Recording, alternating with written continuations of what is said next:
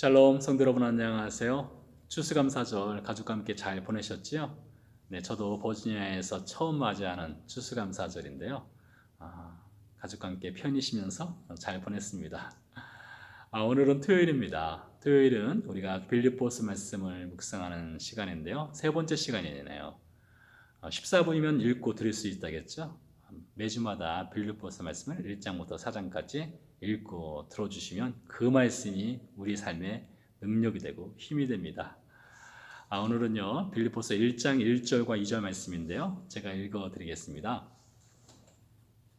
그리스도 예수의 종 바울과 디모데는 그리스도 예수 안에서 빌립보에 사는 모든 성도와 또한 감독들과 집사들에게 편지하노니 하나님 우리 아버지와 주 예수 그리스도로부터 은혜와 평강이 너에게 있을지어다. 아멘.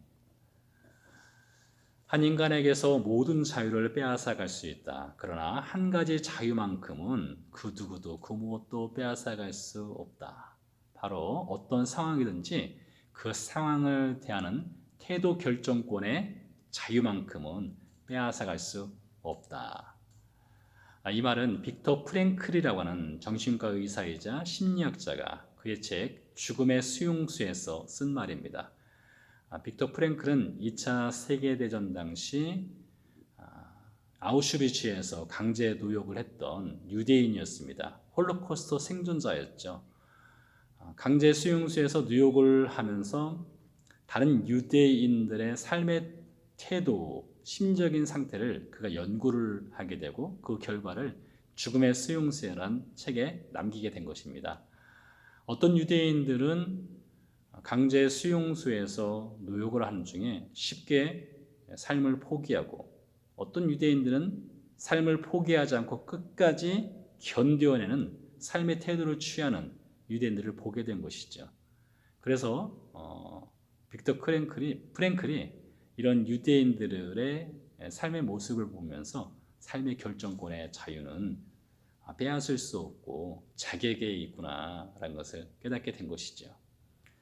저는 이 빅터 프랭클의 삶의 결정권의 자유 이것을 오늘 말씀에 적용을 시켜보고 싶은데요. 우리가 나중에 살펴보겠지만 바울이 빌립보서 2장 5절에서 이런 말씀을 했습니다. 너희 안에 이 마음을 품으라 곧 그리스도 예수의 마음이니. 여기서 마음을 우리는 태도 혹은 생각으로 바꾸어서 번역할 수가 있는데요. 그리스도 예수의 생각을 품으라 혹은 그리스도 예수의 태도를 품으라 이렇게 번역을 할 수 있다는 것이죠. 로마 감옥 안에 갇혀 있지만 바울이 그 감옥 생활을 대하는 삶의 태도는 그리스도 예수의 마음으로 그 로마 감옥 생활을 견뎌내고 이겨냈던 것이죠. 쇠사슬에 묶여 있지만 그 삶을 대하는 태도의 결정권, 그 자유만큼은 빼앗기지 않았던 것인데요. 이 삶의 결정권, 그 태도를 볼 수 있는 것이 오늘 2절 말씀에 나와 있습니다. 2절 말씀 다시 한번 읽어드리겠습니다. 하나님 우리 아버지와 주 예수 그리스도로부터 은혜와 평강이 너에게 있을지어다. 저는 2절 말씀에서 세 가지를 볼 수 있는데요. 첫 번째로 바울의 고백 중에 하나님은 우리 아버지가 되신다라는 고백입니다. 이 믿음의 고백을 하게 되는데요.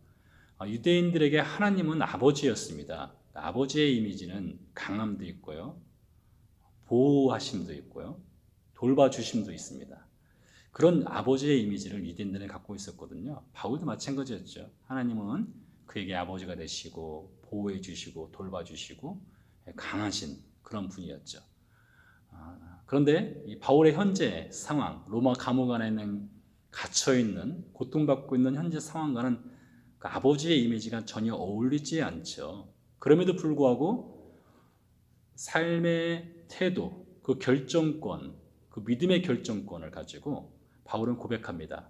그럴지라도 하나님은 나의 아버지가 되시고 우리의 아버지가 되신다는 그 믿음의 결정권의 자유를 바울이 지금 선언하고 있는 것이에요.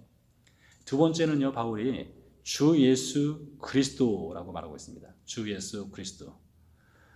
우리가 살펴본 대로 로마 황제를 주로 섬기는 당시 시대적 상황 속에서 바울은 주님, 그 주님은 누구냐? 로마 황제가 아니라 바로 예수 그리스도가 주님이시다. 나의 삶에, 우리의 삶에 유일한 삶의 주인이다라는 고백을 한 것이죠. 그로 인해서 로마 감옥에 수감되어 있는 것이고요.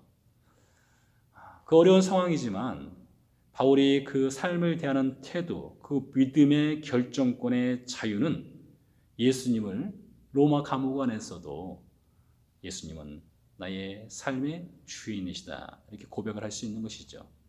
이렇게 하나님을 아버지로 고백하고요, 예수님을 나의 삶의 주인이요 구원자라고 고백하는 이 바울에게 세 번째를 볼 수 있는데, 그것은 은혜와 평강입니다.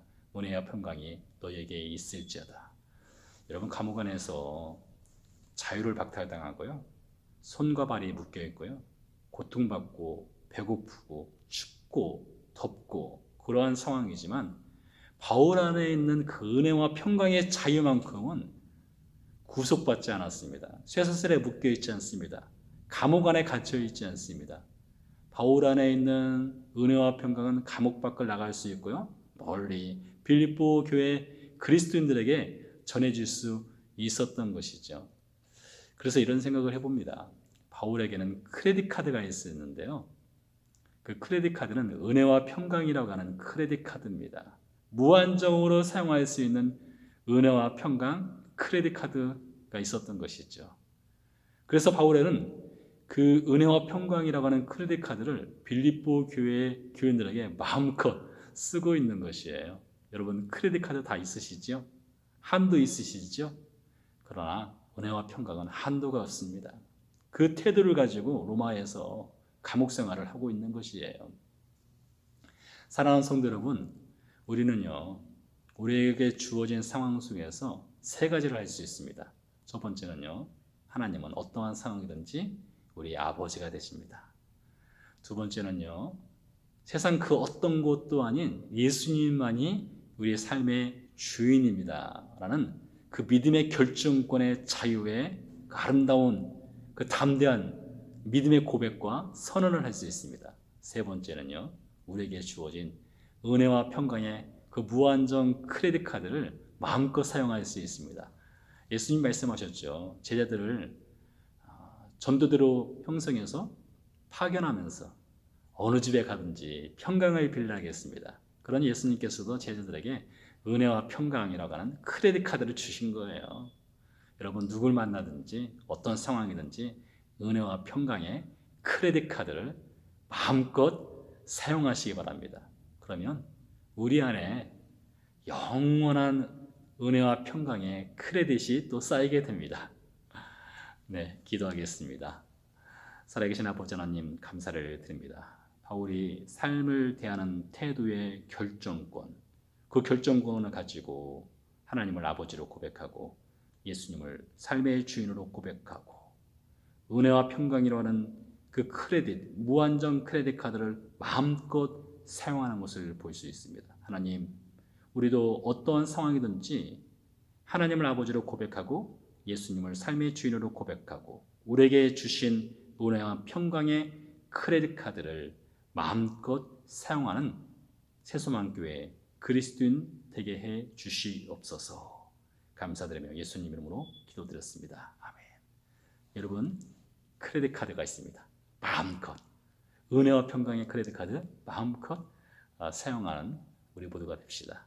기도하겠습니다. 감사합니다. 오늘 하루도 승리하세요. 안녕히 계세요.